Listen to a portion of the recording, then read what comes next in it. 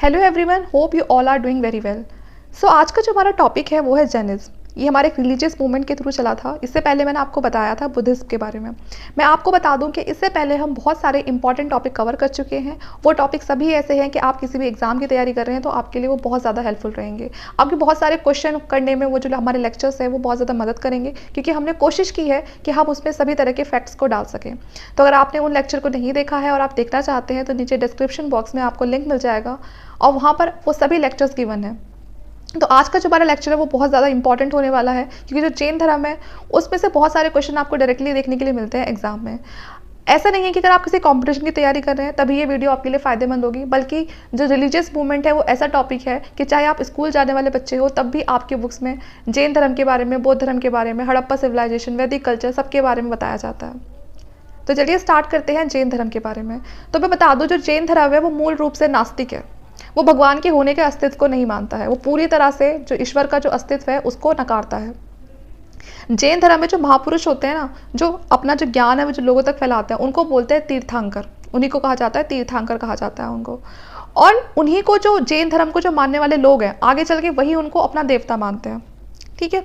So according to Jain tradition there were 24 tirthankara. तो ये जैन धर्म में 24 तीर्थंकर रहे थे, जिसे हम फॉर्ड मेकर भी बोलते हैं, across the stream of existence. मतलब आगे चल के यही आपको क्या बताएंगे कि जो पूरा जो जैन धर्म है वो किन विचारों पर है। तो आगे चल के ये जो 24 तीर्थंकर है यही आपको उस चीज़ को समझाएंगे। ठीक है। इन्हें फॉर्ड मेकर भी कहा जाता है। जो सबसे पहले तीर्थंकर थे वो थे ऋषभदेव। ठीक है। इन्हें आदिनाथ भी कहा जाता है। और जो लास्ट वाले थे वो थे महावीर। तो देखिए, वैसे तो 24 थे, हम सबको तो याद नहीं रख सकते, लेकिन हमें पहला और जो लास्ट वाले हैं हमें उनको याद रखना है, क्योंकि ये ना पूछ लिया जाता है कि फर्स्ट कौन थे, लास्ट कौन थे। ठीक है। तो सबसे पहले थे ऋषभदेव, जिनका दूसरा नाम आदिनाथ भी है, और लास्ट थे हमारे 24 Mahavira. The Vishnu Purana and the Bhagavata Purana describe Rishabha as an incarnation of Narayana. हमने लास्ट वीडियो में जब हम बौद्ध धर्म के बारे में पढ़ रहे थे तो वहाँ हमें क्या पता चला था कि जो लॉर्ड बुद्ध थे उनको कहा जाता था कि वो 9वें अवतार है विष्णु के। सेम यहाँ पर जो ऋषभदेव है उनको कहा गया है कि वो नारायण के अवतार थे। नारायण हम सबको पता है कौन थे, तो उनको यहाँ पर नारायण का अवतार बताया गया है। और ऐसा कहाँ पर लिखा हुआ है? जो विष्णु पुराण है उसमें और जो भगवत पुराण है उसमें। तो कहीं ना कहीं जो सेम भगवान है उन्हीं का उन्हें अवतार बताया जा रहा है। तो आपसे पूछा जा सकता है ये कि ऋषभदेव को जो नारायण बताया है, ये जो बात है वो हमें किस टेक्स्ट से पता चलती है? तो आप बताएंगे विष्णु पुराण और भगवत पुराण। दोनों ही पुराण किसके हैं? ये आपको क्या बताते हैं कि जो ऋषभदेव है उनका इनकारनेशन क्या है, तो वो नारायण से बताते हैं। ठीक है। आगे देखते हैं। The name of 2 Jain tirthankara Rishabha and Arishtanemi are found in Rigveda. तो देखिए, जो ऋग्वेद है उसमें भी हमें जो तीर्थंकर है उनके बारे में पता चलता है। उनमें से जो 2 जो इंपॉर्टेंट है जिनका जो जिक्र है वो आपको ऋग्वेद में भी मिल जाएगा। जो ऋग्वेद है वो किसका टेक्स्ट था? वो हिंदुइस्ट का टेक्स्ट था। तो यहाँ पर कौन से वो 2 जैन तीर्थंकर है जिनके बारे में ऋग्वेद के बारे में पता चलता है? वो आपके ऋषभदेव है और अरिष्टनेमी है। ऋषभदेव हमारे पहले थे, और देखिए आप नीचे मैंने पूरी यहाँ पर लिस्ट बना रखी है। तो यहाँ पर आप देख सकते हैं कि जो अरिष्टनेमी थे वो कौन से नंबर के थे, तो वो 22 नंबर के थे। ठीक है, अरिष्टनेमी। और इनका जो सिंबल था वो क्या था? कॉच शेल।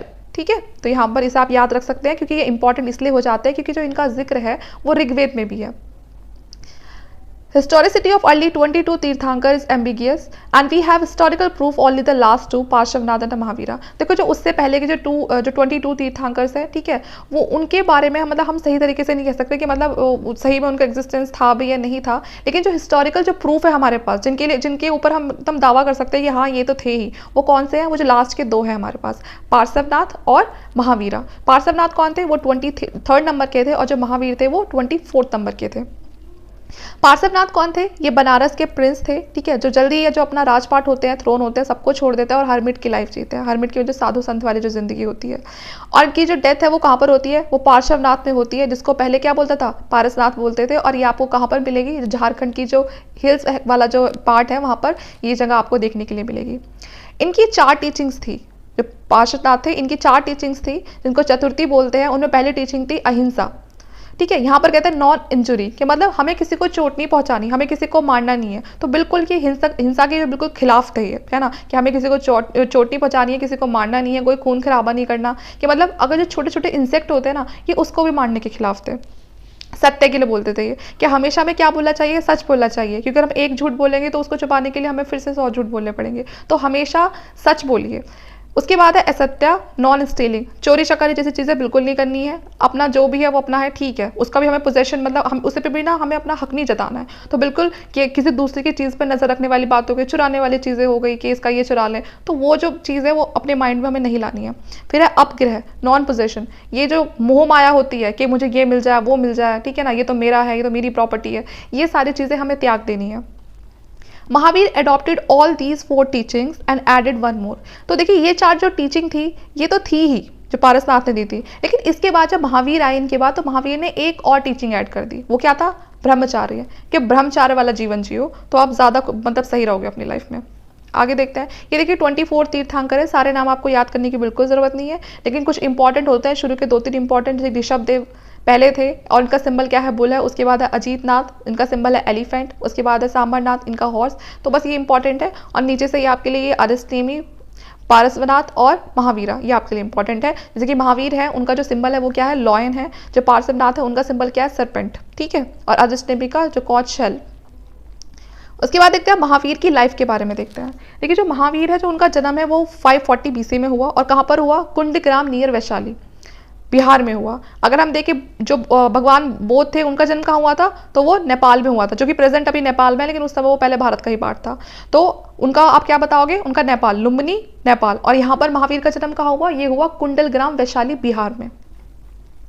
उनके जो फादर थे उनका नाम सिद्धार्थ था, ठीक है। और वो किसके हेड थे? वो ज्ञान त्रिका जो क्षत्रिय क्लैन था वो उसके हेड थे, अंडर वज्जी ऑफ वैशाली। तो वो जो वज्जी ऑफ वैशाली है उसके अंडर उनके जो फादर थे वो हेड थे। एंड हिज मदर त्रिशला, और उनकी जो मदर थी वो कौन थी? त्रिशला, ठीक है। तो उनके फादर का नाम सिद्धार्थ था और मदर का नाम त्रिशला था। जो त्रिशला थी वो किसकी सिस्टर थी? वो चेतक की सिस्टर थी। और चेतक कौन था? वैशाली का राजा, ठीक है। तो आप समझ गए होंगे जो वैशाली का राजा था चेतक, वो अपनी बहन की शादी किससे करता है? सिद्धार्थ से कर देता है, जो कि उनके राज्य का क्या होता है? हेड होता है, ठीक है। Mahavira was also related to the Bimbisara. देखिए जो महावीर है उनका रिश्ता ना बिम्बिसार के साथ भी था। और बिम्बिसार कौन थे? मैंने आपको लास्ट वीडियो में बताया था, वो मगध के रूलर थे। हमने इनके बारे में काफ़ी पढ़ा है कि ये हरिंग डायनेस्टी से बिलोंग करते थे। अगर आप ये इनके बारे में अच्छे से जानना चाहते हो तो आप मेरी महाजनपद वाली वीडियोज़ देखिए, वहाँ पर इनके बारे में, इनकी पूरी डायनेस्टी के बारे में मैंने बहुत ही अच्छे से समझाया हुआ है। तो आपको ना बिल्कुल नया नाम नहीं लगेगा फिर। तो जो बिम्बिसार थे वो मगध के रूलर थे। अब जो बिम्बिसार थे उनकी शादी किससे होती है? चेलना से, जो किसकी डॉटर थी? चेतक की, ठीक है। तो जो चेतक की जो बहन की शादी थी वो तो महावीर के फादर से हुई थी। और जो चेतक की बेटी थी उनकी शादी हुई थी बिम्बिसार से। तो इसीलिए जो महावीर और जो बिम्बिसार थे वो आपस में कहीं ना कहीं उनका कनेक्शन था। Mahavir was married to Yashoda daughter of Samavira king, ठीक है। तो उनकी जो शादी है वो यशोदा से होती है। And produce a daughter Anuja Priyadarshini, और इनकी फिर एक अच्छी सी बेटी होती है, ठीक है। और उसके हस्बैंड का नाम होता है जमाली। वो जो जमाली होता है वो महावीर का फर्स्ट डिसिपल होता है, ठीक है। तो कोई पूछेगा कि जो इनकी फादर का नाम क्या था? सिद्धार्थ था। माता का नाम त्रिशला था, ठीक है। इनकी वाइफ का नाम यशोदा था और इनकी बेटी का नाम अनुजा था। और उनकी बेटी के जो हस्बैंड थे उनका नाम जमाली था। और ये भी पूछा जाता है कि महावीर के फर्स्ट डिसिपल कौन थे? तो वो बल्कि कोई और नहीं बल्कि उनके खुद के दामाद थे, वो Jamali. At the age of 30, after the death of his father, he renounced his family, become an ascetic and proceed in a search of truth। देखिए 30 की एज में क्या होता है? उनके जो फादर होते हैं उनकी डेथ हो जाती है और उसके बाद ही वो क्या कर देते हैं? अपनी फैमिली को छोड़ देते हैं और एक बिल्कुल जो होते हैं ना बिल्कुल इंसान तपस्वी वाली जिंदगी वो जीते हैं ये। और किस चीज़ की सर्च में? ट्रुथ की सर्च में, सत्य को जानना था इन्हें। और इनका जो साथ देते हैं वो कौन थे? मकाली घोषाला, ठीक है। यहाँ पर ए है। But later due to some differences Goshala left him and founded Ajivika sect. देखिए शुरुआत में तो ये दोनों साथ रहते हैं, मकाली घोषाला और जो महावीर है दोनों साथ में रहते हैं, लेकिन बाद में कुछ अनबन हो जाती है। इनकी जो विचार होते हैं उसमें कुछ डिफरेंसेस आ जाते हैं, जिस वजह से जो ये महाकली जो ये घोषाला होते हैं ये क्या करते हैं? ये अलग एक सेक्ट बनाते हैं, अजीबिका सेक्ट, ठीक है। इनका मानना इस सेक्ट में ये होता है कि देखिए कुछ भी है ना वो अपने आप हो रहा है, आप चाहे कुछ भी कर लीजिए, जो आपके नसीब में है ना वो होके रहेगा, उसे कोई नहीं डाल सकता। तो इनकी ये वाली वो चीज़ थी, जो इनकी जो थ्योरी है यहाँ पर वो ये थी, ठीक है, कि मतलब आपके हाथ में कुछ नहीं है, जो लिखा जा चुका है ना वही होके रहेगा। तो कहीं ना कहीं इनके और जो महावीर थे उनके विचारों में यहाँ कुछ अनबन सी हो गई थी, तो ये इन्होंने अपने आप को फिर सेपरेट कर लिया था। Sorry. At the age of 42 under a sal tree Jambhikagrama on the bank of a river Rijupalika Mahavir attained kaivalya and supreme knowledge. अब देखिए होता क्या, 42 की उम्र में साल ट्री के नीचे जम्बिका ग्राम जो नाम का जो गांव था वहां पर एक रिवर बहती थी रिजुपालिका। वहां पर जो महावीर थे उनको क्या अटेंड हुआ था? केवल्य। देखिए वहाँ पर जब बौद्ध धर्म में जब उनको पूरा का पूरा जब ज्ञान प्राप्त हो गया था, उसको बोला गया था एनलाइटमेंट। और महावीर के टाइम पे उसको क्या कह रहे हैं? यहाँ जैन धर्म में क्या कह रहे हैं? केवल्य कह रहे हैं। केवल्य का मतलब होता है सुप्रीम नॉलेज, कि मतलब अब इनको सारी नॉलेज मिल गई है, जिस नॉलेज की तलाश में थे अब वो सब नॉलेज किसको आ गई है? महावीर को आ गई है। क्वेश्चन पूछ, यहाँ पे क्वेश्चन बनेगा कि कौन सी रिवर थी? ऋजुपालिका रिवर। और कौन सी जगह थी? जंबिका ग्राम। ठीक है, और सुप्रीम नॉलेज को क्या बोलते हैं? केवल्य बोलते हैं। From now onward he was called kaolin. इसके बाद उनको क्या नाम मिल गया? उनको केवलिन मिल गया, कि मतलब अब ये एक ऐसे बन गए थे कि इनको सब चीज़ें पता थी, मतलब आप कुछ भी पूछोगे तो उनको सब कुछ पता थी। एक बहुत ही विद्वान इंसान में मतलब उनकी गिनती होने लगी। गिनती क्या मतलब? हम ये कहेंगे कि वो एक बहुत ही विद्वान और ज्ञानी इंसान बन गए थे। जीन और जितेंद्रिया मन हु कॉन्क्वायर्ड हिज सेंसेस। देखिए अब उसके बाद उनको दूसरा क्या नाम मिला? जिन, है ना। तो इसका मतलब क्या होता है? ये जो इंद्रिया होती है ना, जो हमारे इमोशंस होते हैं, जो हमारी सेंसेस होती है, उनको इन्होंने जीत लिया था। तो देखिए अब इन इंद्रियों की वजह से ही हमारे इमोशंस हमारे सामने आते हैं, हमारी फीलिंग्स हमारे सामने आती है, हमारी इच्छाएं। अगर हम इन इंद्रियों पे कंट्रोल कर लेना तो क्या होगा? हम अपने आप को अच्छे से, होता है ना कि किसी चीज़ को देख के हम एकदम से कि काश मेरे पास भी है तो होता, क्योंकि जो हमारी इंद्रियां उन पर हमारा कंट्रोल नहीं है। अगर हमारी इंद्रियों पर हमारा कंट्रोल हो गया तो हमारी जो लाइफ है बहुत ज़्यादा ईजी हो जाएगी। तो इनका उन इंद्रियों पर कंट्रोल हो गया था। अब चाहे सुख हो दुख हो, किसी बात का इन पर कोई फर्क नहीं पड़ता था, ये हमेशा वैसे ही रहते थे, न्यूट्रल रहते थे। इसके बाद है निरी ग्रंथ। ठीक है, निरी ग्रंथ का मतलब होता है एक ऐसा इंसान जिसने सारे अपने जो रिश्ते नाते हैं वो दुनिया से तोड़ दिए हैं, है ना। उसके लिए अब कोई रिश्ता नहीं है, सब बराबर है। अब उससे कोई किसी का कोई खास या करीबी रिश्ता नहीं है, या कोई उसका दुश्मन नहीं है, कोई उसका दोस्त नहीं है। ठीक है, वो सभी बॉन्ड से क्या हो चुका है? फ्री हो चुका है। उसको बोलते हैं निरी ग्रंथ। अरहंत का मतलब होता है जिसपे भगवान का आशीर्वाद है, मतलब भगवान का नहीं, मतलब जिसपे सारे आशीर्वाद, हम ये कह सकते हैं, क्योंकि भगवान को तो मानते ही नहीं थे। तो अरहंत का मतलब है ब्लेस्ड वन। ठीक है ना। महावीरा द ब्रेव, नाम क्या? क्योंकि इनको सबसे ज्यादा ब्रेव समझा गया, कि ये बहुत ब्रेव थे, इसलिए इनको नाम मिला महावीरा। एंड इस फॉलोवर नेम जैन, और इनके जो फॉलोवर्स थे जो इनको मानते थे उनको क्या कहा गया? जैन कहा गया। तो देखिए आप ये नाम याद रखना है। तो किस किस नाम से इनको बुलाया जाने लगा? केवलिन, जिन, निरीग्रंथ, अरहंत और महावीरा। रीजन मैंने बता दिए कि उनको ये सारे नाम मिले। He delivered his first sermon at Pava to his 11 disciple known as the Gandhara and Gandharvas. ठीक है, तो इन्होंने जो इनका पहला सरमन था, जो उपदेश था, वो कहाँ पर दिया था? वो पावा में दिया था, और वहाँ पर 11 डिसिपल्स थे। इनके जो डिसिपल्स है उनको ही क्या बोलते हैं? गांधार बोलते हैं। इन्होंने एक जैन संघ भी फाउंड की थी, जिसमें बहुत सारे लोग आके इनसे जुड़ते हैं, वो भी पावा में ही की थी। At the age of 72 in 468 BC, he passed away at a Pavapuri near Bihar Sharif in Bihar. Only one of 11 Gandhars who survived after the death of Mahavira. तो देखो हुआ क्या था, जिनकी डेथ हो गई थी 468 में, और ये यहाँ पर 72 ईयर्स के थे, और डेथ कहाँ पर हुई थी इनकी? पावापुरी में ही हुई थी। ठीक है, और ये पावापुरी आपका कहाँ है? ये बिहार शरीफ में है, बिहार में। ठीक है, अब इनके 11 डिसिपल्स थे, तो इनकी डेथ के बाद सिर्फ इनका एक ही डिसिपल बचा था, सुधर्मा। ठीक है, सुधर्मा बचे थे, वरना उससे पहले, इनकी डेथ से पहले जो इनके बाकी डिसिपल्स थे उनकी भी डेथ हो गई थी। तो जब इनकी डेथ हुई तो उसके बाद इनके जो डिसिपल बचते हैं बस एक आखिरी, वो कौन थे? सुधर्मा थे। अब देखते हैं डॉक्टराइन ऑफ जैनिज्म।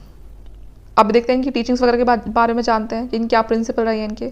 तो त्रिरत्न, जो 3 जैम हम जैनिज्म के मानते हैं, तो वो कौन से थे? तो पहला है राइट फेथ, सम्यक श्रद्धा, कि आप जिस भी काम को कर रहे हो उसमें आपका राइट फेथ होना चाहिए। जो तीर्थंकर जो आपको बातें बता रहे हैं उसमें आप बिलीव कीजिए, है ना, आपका विश्वास होना चाहिए उस चीज़ में। सेकंड था राइट नॉलेज, आपकी जो नॉलेज है, आप जो भी चीज़ें सीख रहे हो, जो भी आपका ज्ञान है, वो क्या होना चाहिए? वो एक सही ज्ञान होना चाहिए। ठीक है, it is the knowledge of the Jain creed. ठीक है, जो भी जैन आपको बता रहे हैं वो सही चीज़ें बता रहे हैं, तो आपको उस पर भरोसा करना चाहिए, और वो क्या है? अपने आप में राइट नॉलेज है। ठीक है, थर्ड है आपका सम्यक Karma, right action conduct, it is a practice of 5 was of a Jainism. आपका जो भी एक्शन है वो राइट होना चाहिए। ये नहीं है आप कोई भी गलत काम कर रहे हो, किसी को मार दिया, पीट दिया, गाली दे दी, ये सब नहीं होना चाहिए। आपके जो एक्शन है वो हमेशा क्या होने चाहिए? अच्छे होने चाहिए। अब वो देखते हैं, इन्होंने बता रखा है वो कौन कौन सी चीज़ें हैं। देखिए पहला है इसमें अहिंसा, नॉन इंजुरी, जो आपके एक्शन के बारे में बता हुआ है कि ये आपके एक्शन है सारे जो आपको अपनी लाइफ में फॉलो करने चाहिए। किसी को दुख नहीं पहुंचाना चाहिए, किसी को मारना नहीं चाहिए, पीटना नहीं चाहिए, किसी को ऐसे काम मत करो कि किसी को उससे उसकी जान चली जाए। यहाँ तक कि ये तो जानवरों को मारने के लिए भी जो नॉन वेजिटेरियन होते हैं उनको भी मना करते थे। और ऐसा कहा जाता है कि शाम के बाद तो ना, जैसे सूरज ढल जाता था उसके बाद तो ये खाना भी नहीं खाते थे, क्योंकि इनको लगता था कि खाना खाते टाइम इनके गलती से अंधेरे में कोई मच्छर मक्खी, है ना, कोई कीड़ा कुछ ऐसा ना चला जाए, तो जिससे क्या हो जाए, इनके द्वारा उसकी हत्या हो जाए। तो ऐसे थे ये इतना ज़्यादा मानते थे। उसके बाद है नॉन लाइंग, हमें क्या नहीं करना है? सत्य है, मतलब ये सत्य लिखा हुआ है यहाँ पर, ये ठीक है, हमेशा हमें क्या करना चाहिए, सत्य का साथ देना चाहिए। ठीक है, हमेशा सच बोलना चाहिए, झूठ नहीं बोलना चाहिए। उसके बाद है असत्य है नॉन स्टीलिंग, हमें वही चोरी चकारी से दूर रहना चाहिए, किसी की चीज़ पर नज़र नहीं रखनी चाहिए या उसे चुराना नहीं चाहिए। उसके बाद है अपग्रह, दुनिया की जितनी भी मोह माया है उसे त्याग देना चाहिए, क्योंकि देखिए जैन धर्म भी सब अल्टीमेटली सब धर्मों का एक ही गोल होता है, मोक्ष। तो जैन धर्म भी आपको यही कहता है कि आप जो सब चीज़ें हैं, जो आपकी लालच है, इमोशन है, फीलिंग है, अटैचमेंट है, सबको त्याग दो। और अगर आप इन सब चीज़ों को त्यागने में कामयाब हो गए ना, तो अल्टीमेटली आपको मोक्ष मिल जाएगा ज़िंदगी में। आप कह रहे हैं, इसका मतलब वही बताया है कि सब जितने भी, ये मत सोचो कि ये मेरा है ना, ये घर मुझे मिल जाए, ये कार मुझे मिल जाए। ठीक है, उस टाइम ये चीज़ें नहीं होती थी, लेकिन जो भी उस समय के लोगों की ज़रूरत होती थी, तो उसके लिए ऐसे नहीं सोचना चाहिए। ब्रह्मचार्य, ठीक है, ब्रह्मचार्य वाला जीवन अपनाओ।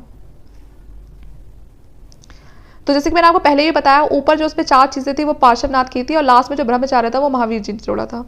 अब आते हैं टाइप्स ऑफ नॉलेज। ये 5 तरह का जो ज्ञान है इनका, वो है मति ज्ञान, perception through activity of sense organ including the mind. अपना जो दिमाग है ना उसको हमेशा साफ रखो। ठीक है, उसमें आप जो भी सोचो अच्छा सोचो, अपनी बुद्धि का इस्तेमाल करो है, और जो भी सोचना है अपने सेंसेस ऑर्गन को यूज़ करके, है ना। आपका जो परसेप्शन है वो क्या होना चाहिए, वो बुद्धि से होना चाहिए, अच्छा होना चाहिए। उसके बाद है श्रुता ज्ञान, नॉलेज रिवील्ड बाय स्क्रिप्चर। आप जो भी चीज़ें पढ़ते हो, जो भी आपको स्क्रिप्चर्स जो जैन धर्म के हैं, उससे आपको क्या सीखना है, उससे आपको नॉलेज लेनी है। फिर है अवधि ज्ञान, ठीक है, जो भी होता आ रहा है, ठीक है ना, उन सब चीज़ों से क्या करो, सीखने की कोशिश करो। फिर है मनः प्राय, ये किस चीज़, ये कैसा ज्ञान है, इसमें टेलीपैथिक नॉलेज के बारे में बताया।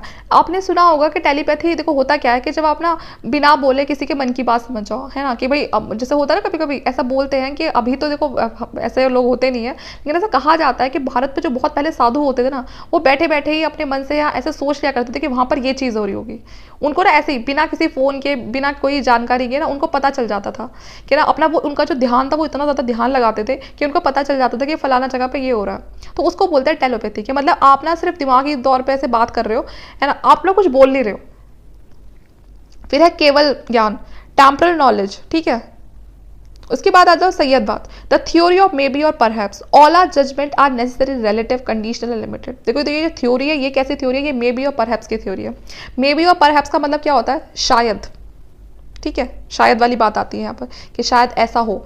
तो ये यहाँ पर कह रहा है कि जो कोई भी चीज़ है उसकी अपनी बहुत सारी क्वालिटीज़ होती हैं, और आप सारी क्वालिटीज़ को एक साथ नहीं देख सकते कि शायद किसी ने कुछ देख लिया, किसी ने कुछ देख लिया, ऐसा हो सकता है। तो यहाँ पर जो बताया है कि जितनी भी जजमेंट होती है वो सब क्या होती है, रिलेटिव होती है, कंडीशनल होती है और लिमिटेड होती है ना। According to Syadvada 7 modes of predication, Saptabhangi Nyayavada are possible. तो देखिए यहाँ पर क्या बात है, मैं ना इसको आपको एग्जाम्पल से समझाती हूँ। मान के चलिए कोई एक ट्री है, ठीक है, यहाँ पर एक ट्री बना दिया मैंने ऐसे करके ये, और मैं ना यहाँ आपको लेकर जाती हूँ। तो कोई तो यहाँ पर सबसे पहले क्या देखेगा, किसी की नज़र तो फ्रूट पे पड़ जाएगी, किसी की नज़र कहाँ पड़ जाएगी, पत्तियों पे पड़ेगी, किसी की नज़र यहाँ पर इस वुड पे पड़ सकती है ना, किसी की नज़र यहाँ पर कोई बर्ड है उस पर पड़ सकती है। तो आप देख रहे हो आपका जो यहाँ पर जो चीज़ें हैं वो कितनी ज़्यादा रिलेटिव है, कंडीशनल और लिमिटेड है। मतलब आप सब चीज़ों को एक साथ नहीं देख पा रहे हो, ठीक है। मतलब ये जो नेचर में जो भी मटीरियल है उसके पास बहुत सारी क्वालिटीज़ है, और आप उन सब चीज़ों को एक साथ क्या नहीं कर सकते हो, मतलब उन सब चीज़ों को एक साथ ऑब्जर्व नहीं कर सकते हो, ठीक है। तो यहाँ पर उसी चीज़ के बारे में बताया गया है। तो बेसिकली जैन धर्म के अकॉर्डिंग यहाँ पर जो मेन बात है वो ये कही गई है, मैं आपको एक बार और क्लियर कर दूँ कि मतलब किसी भी चीज़ के पास बहुत सारी क्वालिटीज़ होती हैं, और उसकी सारी क्वालिटीज़ को हम एक बार में ही जान जाएंगे ना, पॉसिबल नहीं है, ठीक है। तो उसका मतलब यहाँ पर ये है, तो इस थ्योरी का मतलब ये है कि आप एक बार में ना कोई एक ही चीज़ देख सकते हो। कोई भी चीज़ है उसके पास बहुत सारी क्वालिटीज़ होती हैं, लेकिन एक टाइम पर भी एक ही चीज़ देख रहे हो तो उस वो क्या हो जा रही है, वो लिमिटेड हो जा रही है, ठीक है। और कंडीशन पर डिपेंड करता है कि आप क्या देखना चाह रहे हो। तो यहाँ पर आप इस चीज़ को थोड़ा समझ पाए होंगे कि जैसे कि मैंने आपको उस ट्री का एग्जाम्पल दिया, तो वहाँ पर आप एक टाइम पे एक ही चीज़ देख पा रहे थे, तो लिमिटेड है, जबकि उसके पेड़ के पास और भी बहुत सारी क्वालिटीज़ है जिनको आप ऑब्जर्व कर सकते हो सकता है किसी दूसरे ने शायद कोई उस फ्रूट की जगह उस जो ट्रीज़ है उसकी पत्तियों को देखा हो सकता है शायद किसी तीसरे ने क्या देखा हो, उसकी वुड को देखा हो। और आप खुद ही सोच लो, आपने पहले एकदम से उस ट्री को देखा, आपकी नज़र फ्रूट पे पड़ी, ठीक है।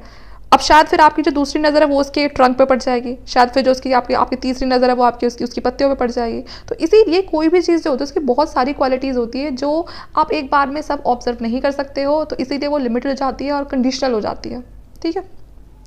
एब्सोल्यूट अफर्मेशन और एब्सोल्यूट नेगेशन कुछ भी नहीं होता। ऑल जजमेंट आर कंडीशन, जितनी भी जजमेंट होती है सब कंडीशनल होती है। सैयदवाद इज आल्सो नॉन एज अनेकातवाद। तो देखो जो सैयदवाद को क्या कहा गया है, ये अनेकातवाद भी कहा गया है इसे। देखिए इसके लिए मैं आपको एग्जाम्पल देती हूँ। मान के चलिए हर कोई इंसान किस में है, सत्य की तलाश में है। और अगर मैं आपसे पूछूं ना कि भगवान क्या है, तो हर धर्म अपनी अलग एक चीज़ बताता है, ठीक है। सत्य है, वो सत्य है या नहीं है किसी को नहीं पता, क्योंकि हम में से किसी ने देखा तो नहीं है। मान के चलिए सामने एक हाथी खड़ा, और वो हाथी खड़ा है और मैंने वहाँ पर ना 4 अंधे लोगों को भेज दिया। ये हाथी हो गया आपका, मान के बस ऐसे समझ जाइए कि ये कोई हाथी हो गई, पूंछ हो गई उसकी, थोड़ा फनी सा बन गया तो कुछ और ही लग रहा है, बस आप थोड़ा ऐसे समझ जाना, ठीक है। तो ये हाथी खड़ा, मैंने यहाँ पर 4 अंधों को भेज दिया।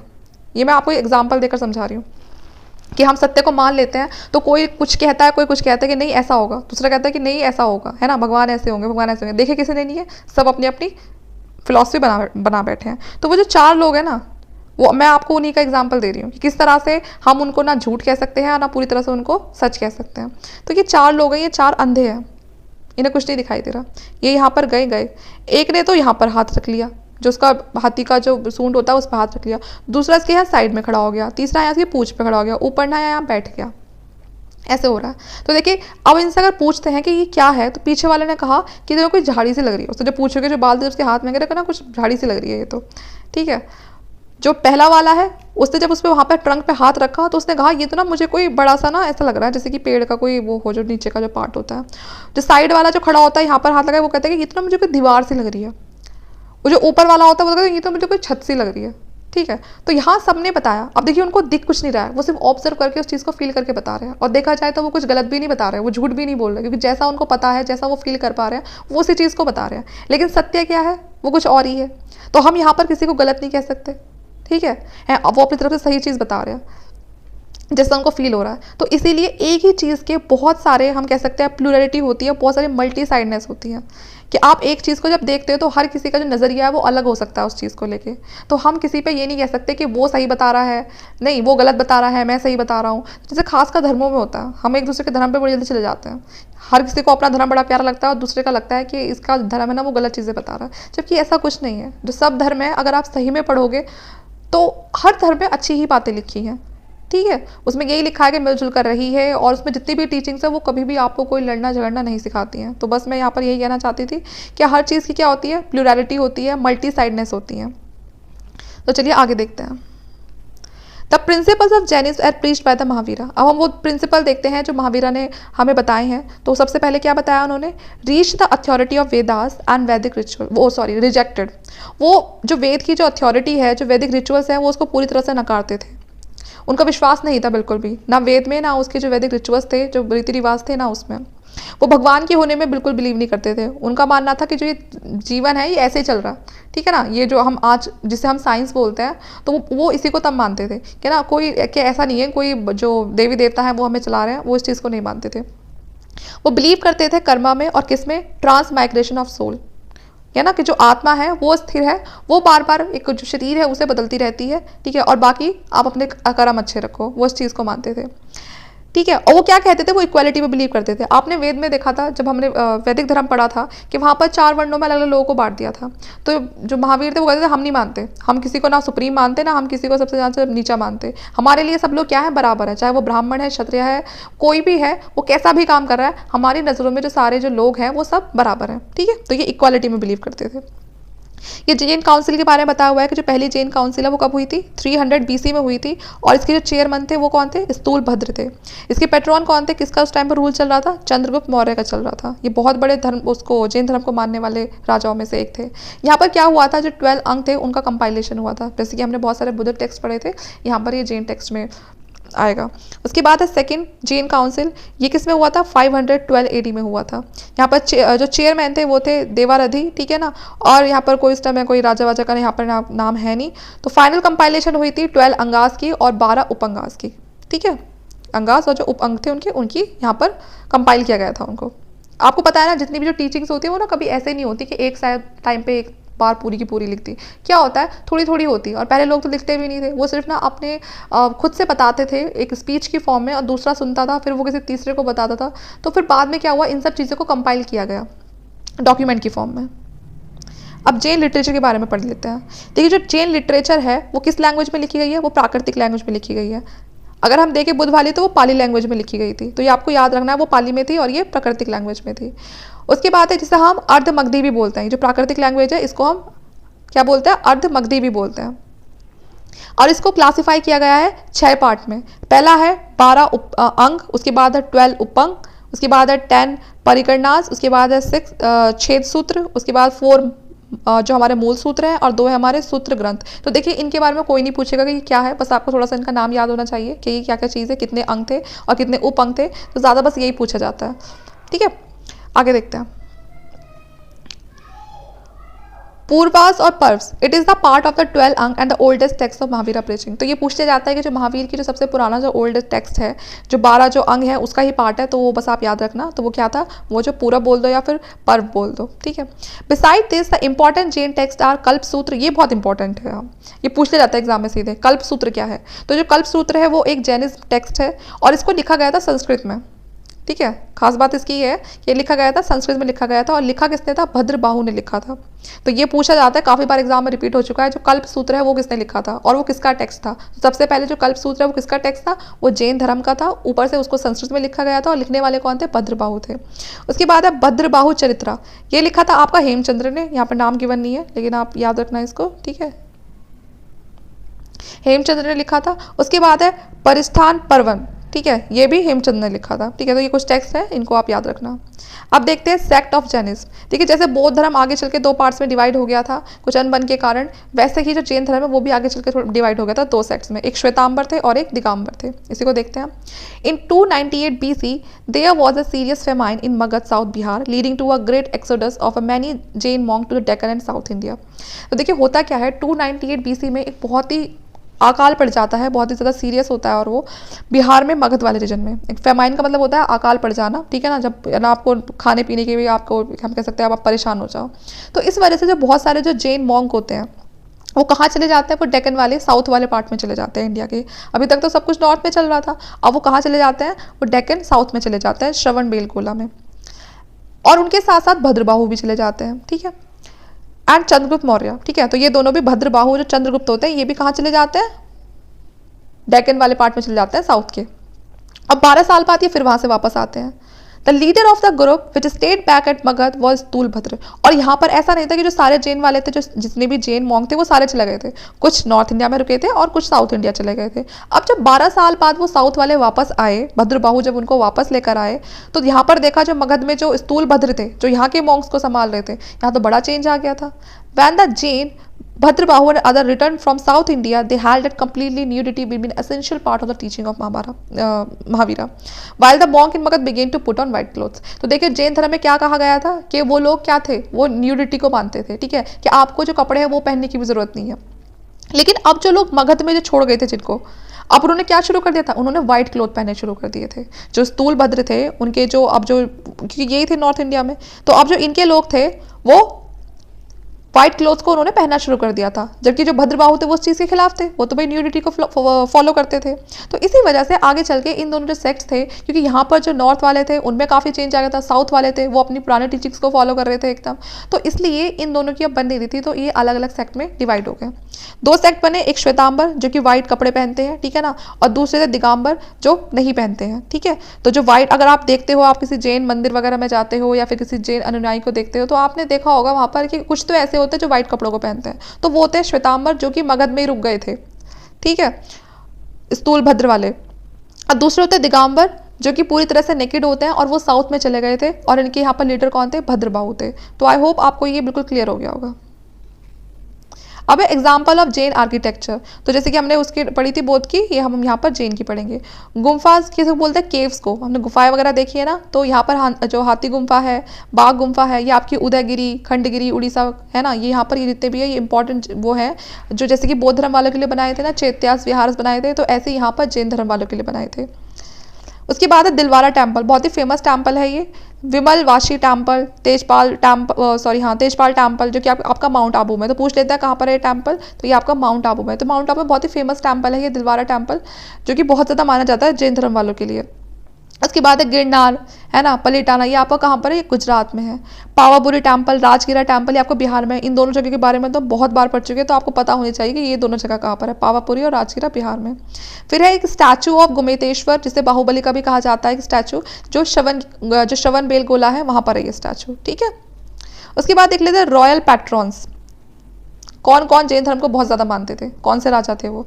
तो देखिए पहले आते हैं नॉर्थ इंडिया में नंदास डायनेस्टी के। ये सारी डायनेस्टी हम आगे पढ़ेंगे अभी एक एक करके। अभी हमने हरिंग डायनेस्टी पढ़ी थी जो महान जनपद के में अंडर पढ़ी थी हमने। देखिए नंदा डायनेस्टी से कौन थे, बिंबिसार, अजातशत्रु, उदयन, ठीक है, जो हरिंग डायनेस्टी से थे। उसके बाद है फिर चंद्रगुप्त मौर्य, बिंदुसारा और समरपति और मगध, ठीक है। तो ये अलग अलग किंग थे जो अलग अलग डायनेस्टी से बिलोंग करते थे और इन्होंने काफ़ी ज़्यादा सपोर्ट किया है जैन धर्म को। उसके बाद है प्रद्योता, ये थे अवंती के राजा। उसके बाद है उदयन, ये सिंधु सौवीरा खारवेला जो कि कलिंग के थे, ठीक है। उसके बाद साउथ इंडिया की बात करें तो साउथ इंडिया में कौन कौन सी डायनेस्टी थी जो जैन धर्म को बहुत ज़्यादा मानती थी, गंगा डायनेस्टी, कदम डायनेस्टी, अमोघवश डायनेस्टी जो किससे अमोघवश सॉरी किंग का नाम था और ये किस डायनेस्टी से बिलोंग करते थे, ये राष्ट्रकूट डायनेस्टी से बिलोंग करते थे। सिद्धराज जयसिंह और कुमारपाला ये किससे बिलोंग करते थे, चालुक्य सोलंकी से, ठीक है। काफ़ी बड़े ये जैन धर्म को मानने वाले लोग थे। देखिए ये जो थोड़ा लेक्चर है ये हो सकता है आपको थोड़ा बोरिंग लगे क्योंकि नाम ज़्यादा है, इसमें कहानी कम है और नाम ज़्यादा है। तो मैं समझती हूँ कि ये जो इस तरह के जो नाम होते हैं एक बार में याद करना बहुत मुश्किल है, ठीक है। बार बार चीज़ें देखनी पड़ती हैं तभी आपको ये याद हो पाएंगे। लेकिन इस वीडियो में इतना कवर हो चुका है कि आपका आराम से अगर 4 क्वेश्चन भी आते हैं जैन धर्म से जुड़े हुए तो ऑब्वियसली आप 3 तो पक्का करके ले जाओगे, ठीक है। और एक आध क्वेश्चन तो ऐसा आ भी जाता है कि जो पता नहीं कहीं और से ही होता है, जो आपको बुक में मिलता ही नहीं है। तो ये सफिशिएंट है जैन धर्म के बारे में। इससे बाहर अगर आप पढ़ना चाहते हो तो आप पढ़ सकते हो। बाकी ये इसमें मैंने सब कुछ कवर करने की कोशिश करी है। अगर आपको वीडियो अच्छी लगती है तो प्लीज़ लाइक ज़रूर करना, चैनल को सब्सक्राइब करना, तभी जाके आपको आगे अच्छी और वीडियो मिलेंगी, ठीक है। तो इस लेक्चर के लिए इतना ही। आगे फिर हम दूसरे लेक्चर में मिलते हैं आपके साथ मौर्यन पीरियड के साथ। Thank you.